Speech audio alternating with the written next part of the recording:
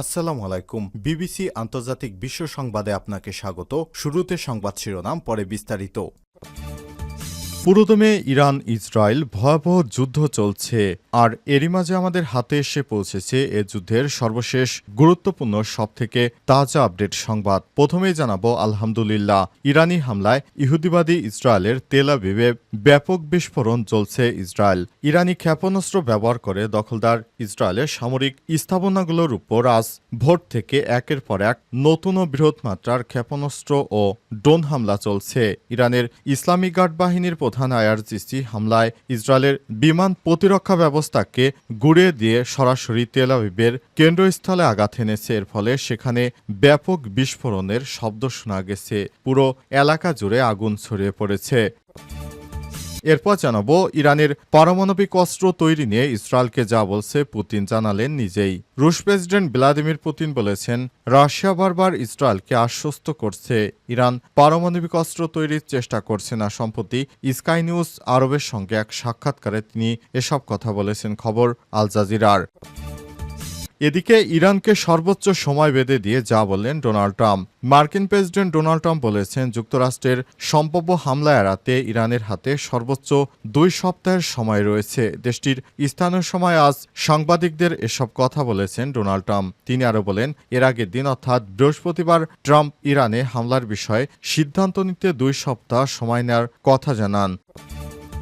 এদিকে ইরানের সঙ্গে দীর্ঘযুদ্ধের বার্তা দিলেন ইসরায়েলি সেনাপ্রধান। ইরানের সঙ্গে দীর্ঘযুদ্ধের প্রস্তুতি নিতে বলেছেন ইসরায়েলের সেনাপ্রধান ইয়াল জামির। এবং সর্বশেষ জানাবো, ইসি যতই স্বাধীন হোক সরকারের সহযোগিতা ছাড়া নির্বাচন সম্ভব নয় বললেন সিইসি। ইসি স্বাধীন হোক সরকারের সহযোগিতা ছাড়া নির্বাচন সম্ভব নয় বলে মন্তব্য করেছেন প্রধান নির্বাচন commissioner CEC AMM Nasir Uddin. আজ নির্বাচনী প্রশিক্ষণ ইনস্টিটিউটে এক প্রশিক্ষণ কর্মসূচির উদ্বোধনী অনুষ্ঠানে সব কথা বলেছেন বাংলাদেশের প্রধান নির্বাচন কমিশনার নাসির উদ্দিন। প্রিয় দর্শক, এতক্ষণ শুনছিলেন সংবাদ শিরোনাম, এবারে বিস্তারিত। তবে তার আগে বন্ধুরা, অনুরোধ থাকবে এই সংবাদটিতে একটি লাইক দিন। এই চ্যানেলে আপনি নতুন হয়ে থাকলে আমাদের সংবাদটি দেখতে দেখতে চ্যানেলটি সাবস্ক্রাইব করে রাখুন। কমেন্ট করে বন্ধুরা আপনার মূল্যবান মতামত জানিয়ে দিন আপনি বিশ্বের কোন দেশ থেকে বা বাংলাদেশের কোন স্থান থেকে আমাদের সংবাদটি দেখছেন এবং শুনছেন। আর বন্ধুরা, ইরান ইসরায়েল যুদ্ধে আপনি কোন দেশকে সমর্থন করেন কমেন্ট করে জানিয়ে দিন। সংবাদটি আপনার সোশ্যাল মিডিয়া ফেসবুকে শেয়ার করে বন্ধুদেরও দেখার সুযোগ করে দিন। এবারে বিস্তারিত। ইরানি হামলায় তেল আবিবে বিস্ফোরণ জ্বলছে ইসরায়েল সামরিক হত্যাযজ্ঞ এবং যুদ্ধ চলছে।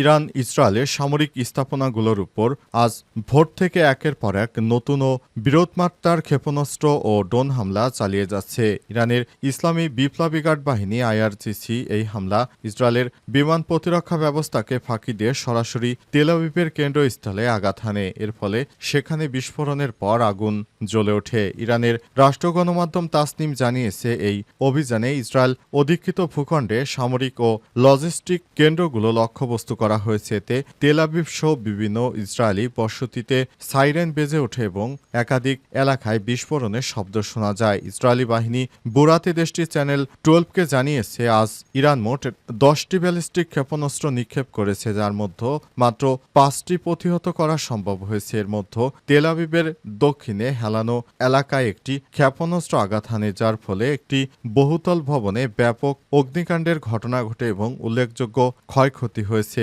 এদিকে ইরানের ধারাবাহিক পাল্টা হামলার প্রেক্ষিতে ইসরায়েল নতুন লাইটনিং এয়ার ডিফেন্স সিস্টেম মোতায়েন শুরু করেছে, যাতে ইরানি ড্রোন প্রতিহত করা যায়। ইসরায়েলি চ্যানেলটি এমন তথ্য নিশ্চিত করেছে। এদিকে জেরুজালেম পোস্ট স্বীকার করে বলেছে যে ইরানি ভূখণ্ডে ইসরায়েলের হামলা শুরুর এক সপ্তাহ পরও তেহরানের কেন্দ্রীয় সরকারের স্থিতিশীলতার কোনো ভাঙ্গন নেই এবং তেহরানের অবস্থান আরও শক্তিশালী হয়েছে। অন্যদিকে তাসনিম জানিয়েছে, আজ হামলাটি ছিল ইরানের 18তম পাল্টা সামরিক পদক্ষেপ, যা তেহরানের পক্ষ থেকে চলমান প্রতিশোধমূলক অভিযানের অংশ হিসেবে দেখা হচ্ছে।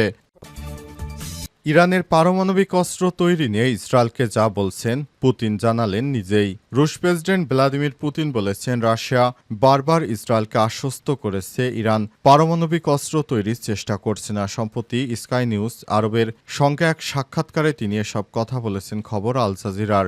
রাশিয়ার সংবাদ সংস্থা IRIA নভস্তির এক প্রতিবেদনে বলা হয়েছে, সাক্ষাৎকারে পুতিন বলেছেন, রাশিয়া ধারাবাহিকভাবে ইসরায়েলকে জানিয়েছে যে ইরান পারমাণবিক অস্ত্র তৈরির ইচ্ছা পোষণ করে না। এই সপ্তাহের শুরুতে রাশিয়ার পররাষ্ট্রমন্ত্রী মিখাইল বাগদানভ আল জাজিরাকে বলেছেন, প্রেসিডেন্ট পুতিন বারবার ইরান, ইসরায়েল এবং মার্কিন যুক্তরাষ্ট্রের মধ্যে উত্তেজনা নিরসন মস্কোর মধ্যস্থতা করার ইচ্ছা প্রকাশ করেছে। প্রসঙ্গত, ইরান পারমাণবিক অস্ত্র তৈরি করছে এমন অভিযোগ এনে গত 13 জুন ইরানে ভয়াবহ হামলা চালায় ইসরায়েল। জবাবে পাল্টা হামলা চালায় ইরান। টানা নবম দিনের মতো হামলা পাল্টা হামলা চলছে। এতে উভয় পক্ষেই শত শত মানুষ আহত হয়েছে।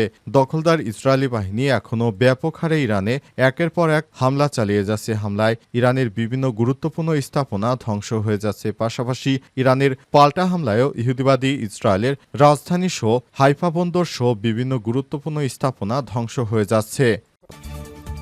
ইরানকে সর্বোচ্চ সময় বেঁধে দিয়ে যা বলেন ডোনাল্ড ট্রাম্প। মার্কিন প্রেসিডেন্ট ইরানের আয়াতুল্লাহ আলী খামেনিকে সর্বোচ্চ 2 সপ্তাহের জন্য সময় বেঁধে দিয়েছেন। ট্রাম্প বলেছেন, এই 2 সপ্তাহের মধ্যে ইরানকে কোনো পদক্ষেপ নিতে হবে। হয় ইরানকে যুদ্ধ বন্ধ করতে হবে, পারমাণবিক অস্ত্র চুক্তিতে সই করতে হবে, তা না হলে যুক্তরাষ্ট্র সরাসরি ইহুদিবাদী ইসরায়েলের পক্ষ নিয়ে ইরানে ব্যাপক হারে হামলা চালাবে। এই হামলা থেকে বাঁচার জন্য যুক্তরাষ্ট্র ইরানকে তাই সর্বোচ্চ 2 সপ্তাহের সময় বেঁধে দিয়েছেন। এই 2 সপ্তাহের মধ্যে ইরান যদি যুক্তরাষ্ট্রের কথা না শোনে তাহলে হামলা বন্ধ হবে না, বরং যুক্তরাষ্ট্র ইরানের বিরুদ্ধে আরও ব্যাপক হারে হামলা চালিয়ে যাবে। অবস্থায় ইহুদিবাদী ইসরায়েলের পক্ষে দাঁড়িয়েছে যুক্তরাষ্ট্রের প্রেসিডেন্ট ডোনাল্ড ট্রাম্প। ট্রাম্প তার নিরাপত্তা কর্মকর্তা, সেনাবাহিনী প্রধান সহ বিভিন্ন সামরিক ব্যক্তিদের সঙ্গে আলাপ আলোচনা করে বিষয়ে একমত হয়েছেন যে তিনি জানিয়েছেন যে আমি 2 সপ্তাহের জন্য সময় বেঁধে দিচ্ছি। এই 2 সপ্তাহের মধ্যে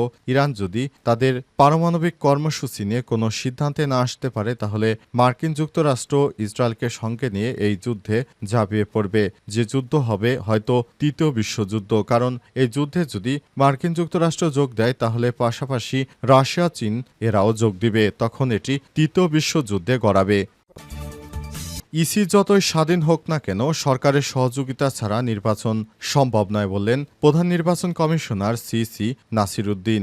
ইসি বাংলাদেশে যতই স্বাধীন হোক না কেন বর্তমান সরকারের সহযোগিতা ছাড়া আমাদের নির্বাচন সম্ভব নয় বলে মন্তব্য করেছেন নির্বাচন কমিশনার CCAM নাসিরুদ্দিন। আজ নির্বাচনী প্রশিক্ষণ ইনস্টিটিউটে এক প্রশিক্ষণ কর্মসূচির উদ্বোধন শেষে এই মন্তব্য করেছেন তিনি। প্রধান নির্বাচন কমিশনার আরও বলেন, সরকারের সহযোগিতা নিয়ে আমাদের নির্বাচন করতে হবে। সরকারের সহযোগিতা ছাড়া আমরা একারা নির্বাচন করতে পারবো না। এ সময় তিনি নির্বাচন ইস্যুতে অন্তর্বর্তীকালীন সরকারকে সঙ্গে নিয়ে সামনের দিনে বাংলাদেশকে একটি ভালো অবস্থানে নিয়ে যাওয়ার জন্য একটি প্রস্তাব পুনর্ব্যক্ত করেছেন। তিনি আরও জানিয়েছেন, আমরা চাই অন্তর্বর্তীকালীন সরকারের নেতৃত্বে বাংলাদেশ একটি ভালো অবস্থানে যাক। বাংলাদেশের সাধারণ মানুষ যেভাবে দেশকে ভালোবাসে আমরাও সেভাবে দেশটাকে একটি সুন্দর পজিশনে নিয়ে যাওয়াই। অবস্থায় প্রধান নির্বাচন কমিশনার সিসি বাংলাদেশের আগামী নির্বাচন নিয়ে তিনি যথেষ্ট ভালো অবস্থানে রয়েছেন বলে মন্তব্য করেছেন। তিনি আরও বলেন, আমরা সরকারের কাছ থেকে নির্বাচন নিয়ে কোনো চাপ অনুভব করছি না।